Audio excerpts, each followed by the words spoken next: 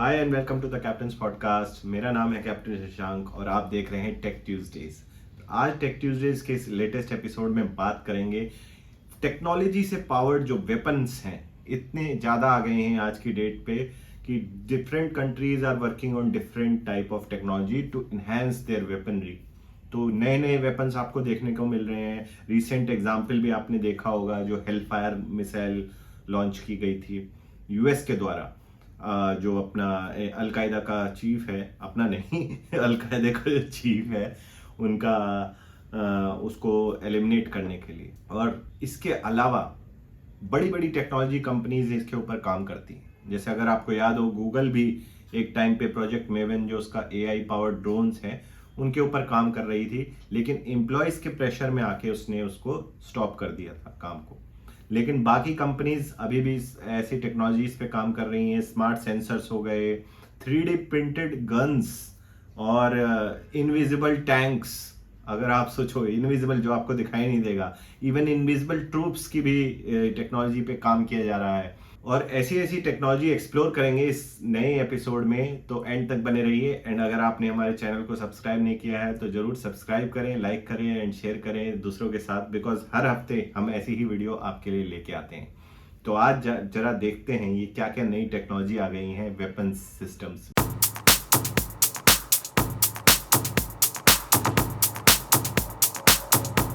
तो अभी पिछले 2 अगस्त को अगर आपने न्यूज़ पढ़ी होगी तो अलकायदा के जो लीडर थे ऐमान अल जवाहिरी, उसको CIA ने अपने ड्रोन स्ट्राइक में एलिमिनेट किया।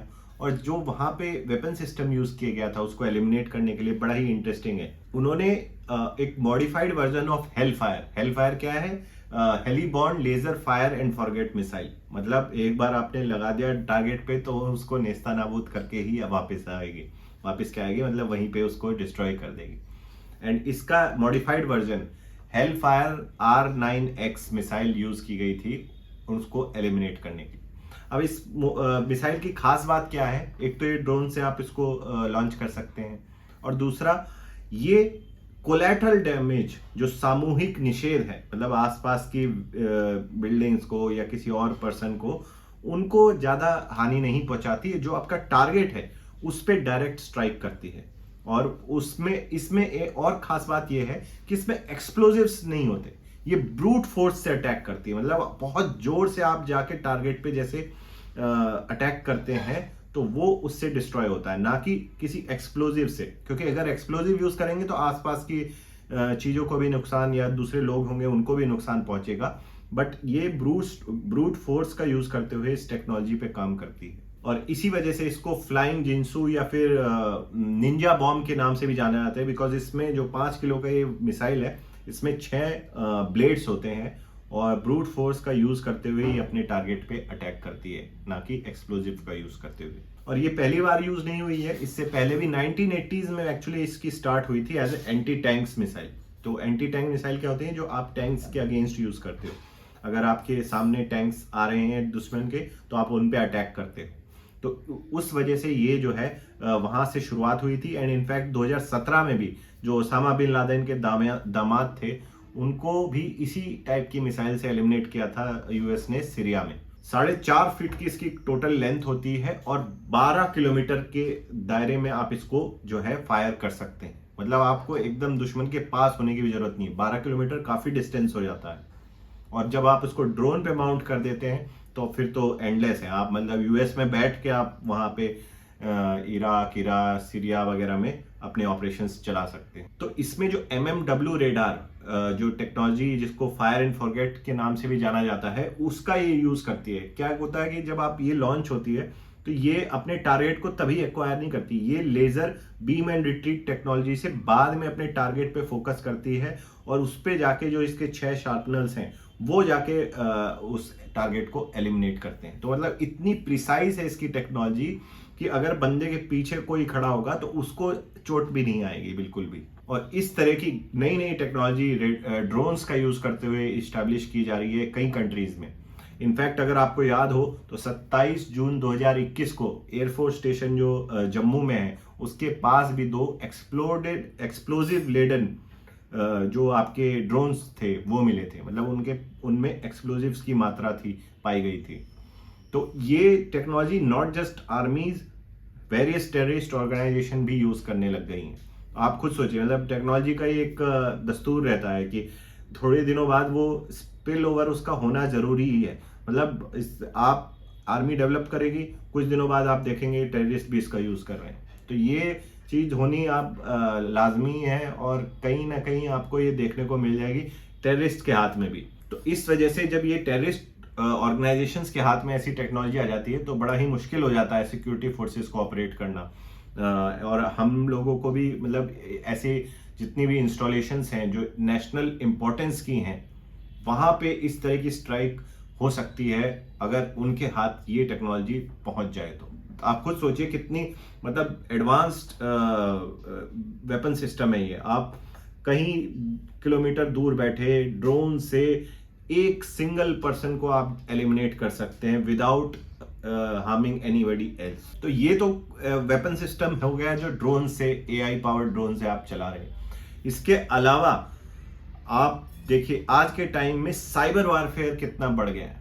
अगर हाल ही में आप देखें यूक्रेन में रशिया ने कितने ज्यादा उनके पावर और इलेक्ट्रिसिटी वाला न्यूक्लियर पावर स्टेशन, उन जैसी जो स्ट्रेटेजिक इंपॉर्टेंस की जगह हैं, जो इकोनॉमिक इंपॉर्टेंस की जगह हैं, उनको हैक करके उस क्रिटिकल इंफ्रास्ट्रक्चर को क्षति पहुंचाने की कोशिश करी है।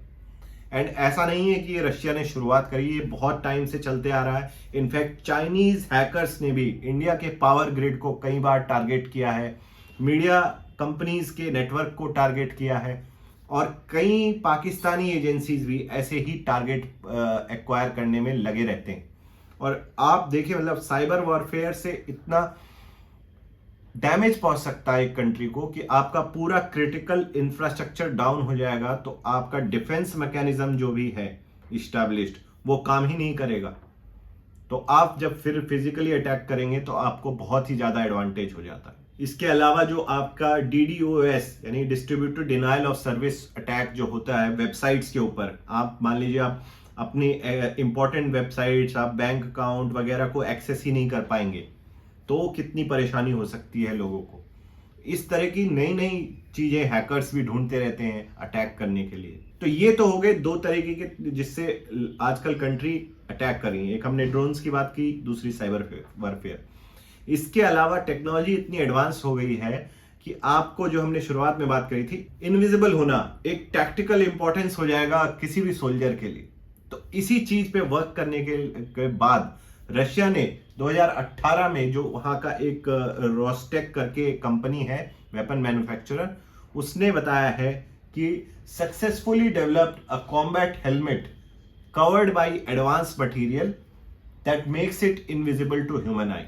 मतलब आपने एक ऐसा हेलमेट डेवलप किया है जो बेसिकली हेलमेट के ऊपर जो मटेरियल लगा हुआ है, एडवांस मटेरियल, वो ह्यूमन आई डिटेक्ट ही नहीं कर पाती। अगर वो उसको देख नहीं पाएगी तो मतलब उसको तो गायब है ना, मतलब वो इनविजिबल हो गया। तो इस तरह से एक्चुअली में ये टेक्नोलॉजी आज के टाइम पे अवेलेबल हो गई है आर्मी के पास। और फिर अगर जब आप इसको हेलमेट पे लगा सकते हैं, तो क्यों ना अपने पूरे टैंक को या फिर अपने पूरे सोल्जर के ऊपर उस कवरिंग को लगा दें कि उसको इनविजिबल हो जाएगा। जिस दुश्मन को आप देख ही नहीं सकते तो उसको एलिमिनेट कैसे करेंगे, उसको तो बहुत ही बड़ा टेक्निकल एडवांटेज हो जाएगा। तो ये चीज ऐसा नहीं है कि हमने पहले कभी इमेजिन नहीं, कई सालों से अगर अपने पुराने आप हिस्टोरिकल डॉक्यूमेंट्स और आर्टिफैक्ट्स उठा के देखें तो उसमें इस चीज का मेंशन हमेशा रहता है, कोई भी मैथोलॉजी, ग्रीक मैथोलॉजी वगैरह में। इनफैक्ट आज के टाइम पे आप जो movies, TV series, Harry Potter में अगर आपको याद हो, वो इनविजिबल क्लोक होता है। तो इस चीज से हम एज ह्यूमंस काफी ऑब्सेस रहे थे कि कैसे हम इनविजिबल कर सकते हैं किसी को। और यहाँ पे कोई ज्यादा मैजिक इन्वॉल्व नहीं है हैरी पॉटर की तरह। इसके पीछे आइडिया क्या है, बेसिक आइडिया फिजिक्स अगर आपने पढ़ी हो तो इनविजिबिलिटी अगर आपको अचीव करनी है तो आपको जो है लाइट जो सब्जेक्ट पे पड़ रही है उसको मैनिपुलेट करना है by controlling and bending it so that object जिसके ऊपर वो पड़ रही है वो शील्ड हो जाता है एक तरह से ह्यूमन आई। तो आप बेसिकली लाइट को जो है कंट्रोल करके मैनिपुलेट कर रहे हो इस तरीके से ताकि आपको ह्यूमन आई को वो दिखाई ना दे। मैन मेड ऑब्जेक्ट जिनको मेटा मटेरियल्स भी आज के टाइम पे बोला जाता है, वो इस चीज को अचीव कर पाते हैं कैसे? जो उस ऑब्जेक्ट के अराउंड जो इलेक्ट्रोमैग्नेटिक वेव्स हैं, जिसमें आ जाते हैं आपका radio waves, microwaves and infrared and visible light, इसको वो इस तरह से मतलब आप समझिए एक ऑब्जेक्ट है उसके अराउंड लेके जाते हैं कि उनको ऐसा मतलब जो आप देखने वाला है उसको ये ऐसा लगेगा जो वो लाइट है, जो वेव्स हैं, वो एक एम्प्टी वॉल्यूम से ऑफ स्पेस से निकली हैं, ना कि उस ऑब्जेक्ट पे रुक के टकराई हैं।